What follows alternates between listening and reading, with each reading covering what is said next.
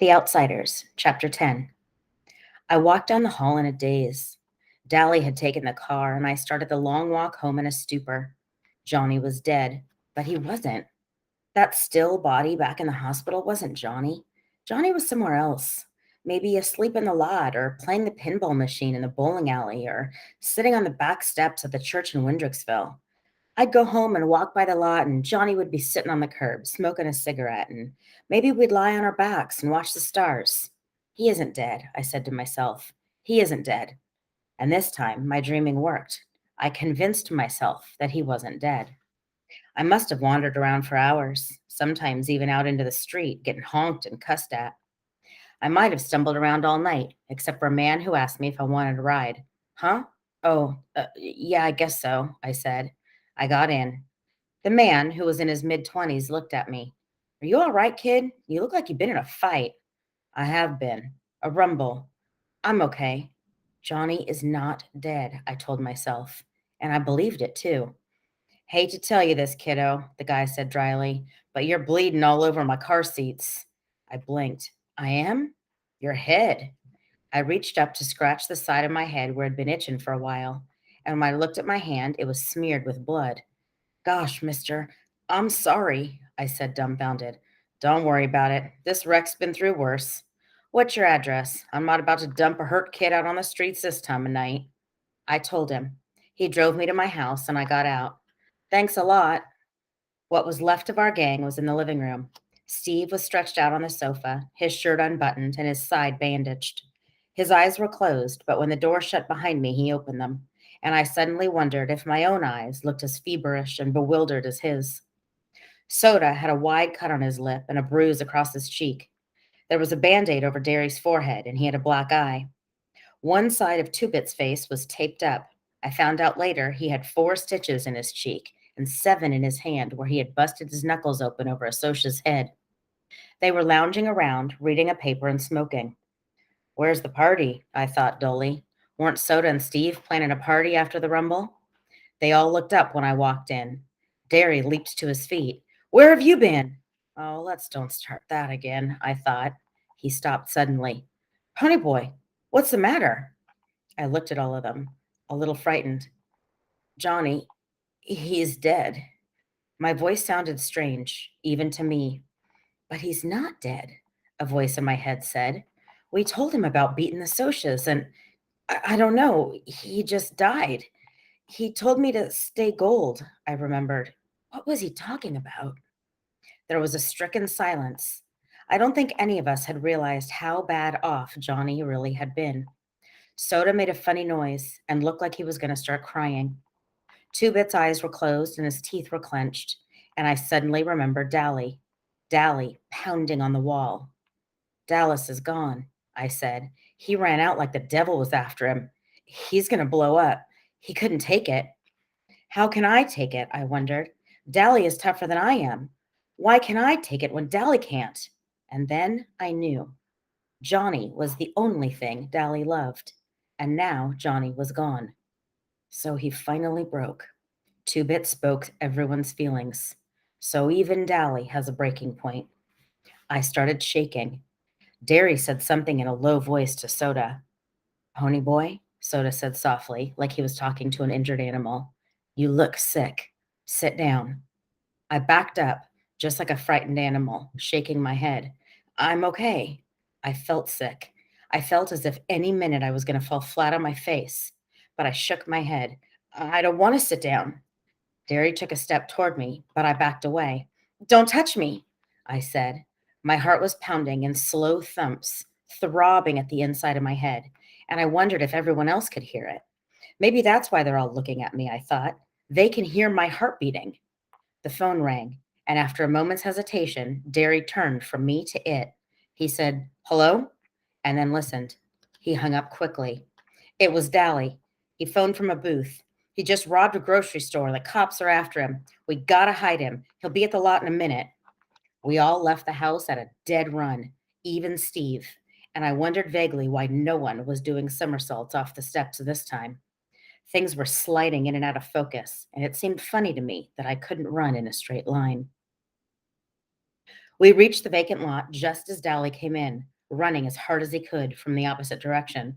The wail of a siren grew louder, and then a police car pulled up across the street from the lot.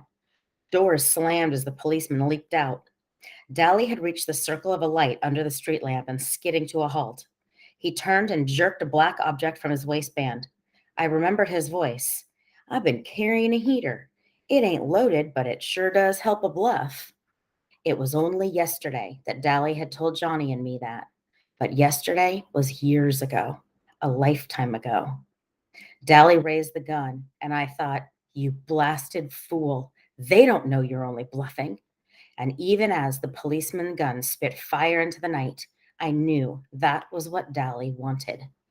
He was jerked half around by the impact of the bullets, then slowly crumpled with a look of grim triumph on his face. He was dead before he hit the ground. But I knew that was what he wanted, even as the lot echoed with the crack of shots, and even as I begged silently, please, not him and Johnny both. I knew he would be dead because Dally Winston wanted to be dead, and he always got what he wanted. Nobody would write editorials praising Dally. 2 friends of mine had died that night, one a hero, the other a hoodlum. But I remember Dally pulling Johnny through the window of a burning church. Dally giving us his gun, although it could mean jail for him. Dally risking his life for us, trying to keep Johnny out of trouble. And now he was a dead juvenile delinquent, and there wouldn't be any editorials in his favor. Dally didn't die a hero. He died violent and young and desperate, just like we all knew he'd die someday. Just like Tim Shepard and Curly Shepard and the Brumley boys and the other guys we knew would die someday. But Johnny was right. He died gallant. Steve stumbled forward with a sob, but Soda caught him by the shoulders. Easy, buddy, easy, I heard him say softly. There's nothing we can do now. Nothing we can do. Not for Dally or Johnny or Tim Shepard or any of us. My stomach gave a violent start and turned into a hunk of ice. The world was spinning around me, and blobs of faces and visions of things past were dancing in the red mist that covered the lot. It swirled into a mass of colors, and I felt myself swaying on my feet. Someone cried, "Glory, look at the kid!" And the ground rushed up to meet me very suddenly. When I woke up, it was light. It was awfully quiet. Too quiet. I mean, our house just isn't naturally quiet. The radio's usually going full blast, and the TV's turned up loud, and people are wrestling and knocking over lamps and tripping over the coffee table and yelling at each other. Something was wrong, but I couldn't quite figure it out. Something had happened. I couldn't remember what. I blinked at Soda bewilderedly. He was sitting on the edge of the bed watching me. Soda? My voice sounded weak and hoarse. Is somebody sick? Yeah. His voice was oddly gentle. Go back to sleep now. An idea was slowly dawning on me. Am I sick? He stroked my hair. Yeah, you're sick. Now be quiet. I had one more question. I was still kind of mixed up. Is Derry sorry I'm sick? I had a funny feeling that Derry was sad because I was sick. Everything seemed vague and hazy. Soda gave me a funny look. He was quiet for a moment. Yeah, he's sorry you're sick. Now please shut up, will you, honey? Go back to sleep. I closed my eyes. I was awful tired. When I woke up next, it was daylight, and I was hot under all the blankets on me. I was thirsty and hungry, but my stomach was so uneasy I knew I wouldn't be able to hold anything down. Derry had pulled the armchair into the bedroom and was asleep in it. He should be at work, I thought. Why is he asleep in the armchair?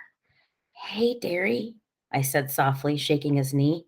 Hey, Derry, wake up. He opened his eyes. Pony boy, you okay?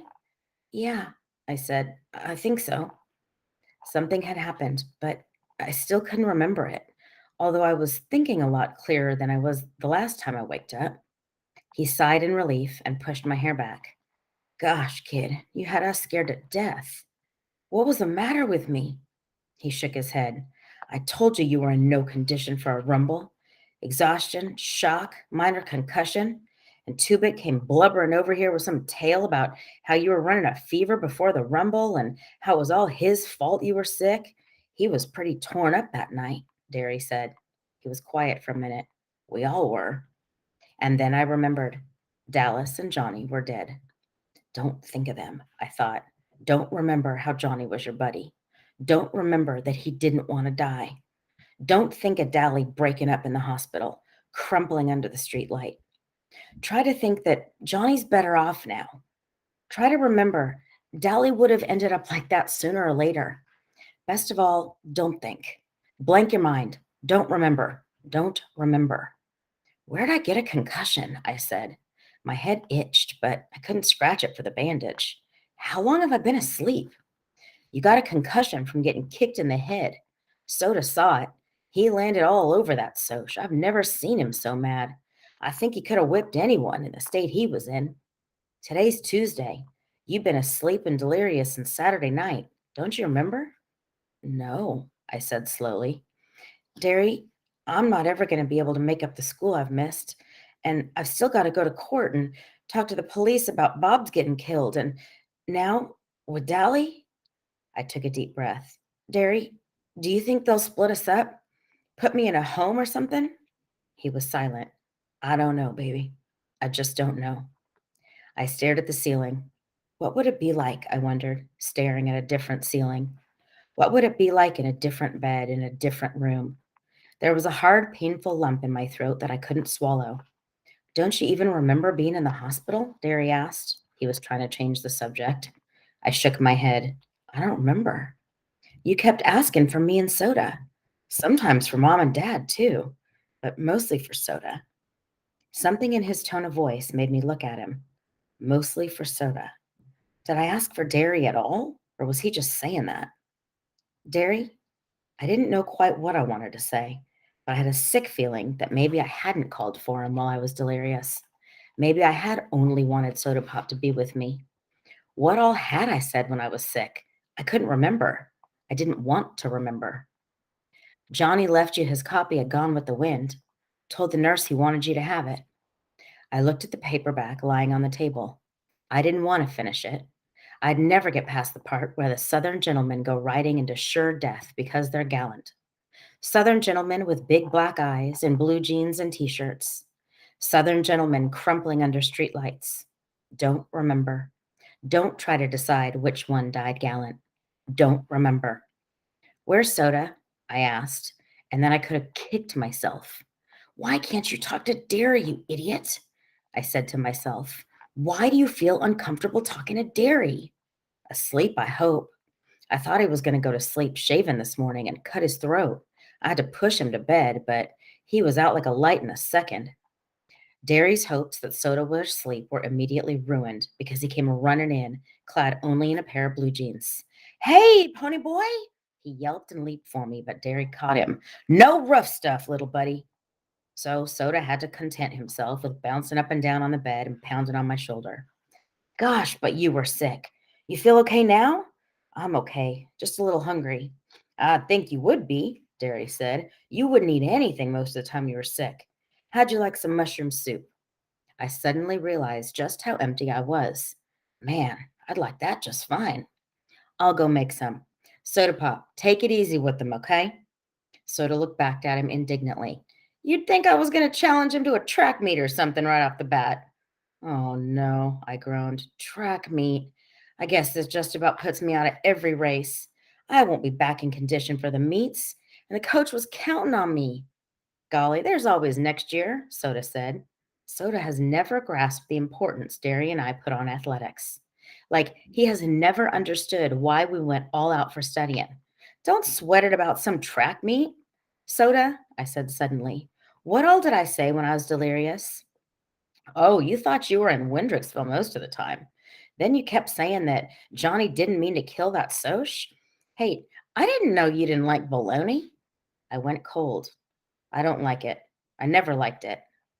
Soda just looked at me. You used to eat it. That's why you wouldn't eat anything while you were sick. You kept saying you didn't like bologna, no matter what it was we were trying to get you to eat. I don't like it, I repeated. Soda, did I ask for Derry while I was sick? Yeah, sure. he said, looking at me strangely. You asked for him and me both. Sometimes Mom and Dad. And for Johnny.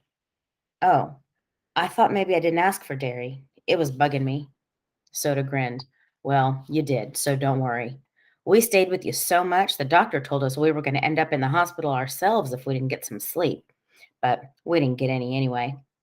I took a good look at him. He looked completely worn out. There were circles under his eyes, and he had a tense, tired look to him.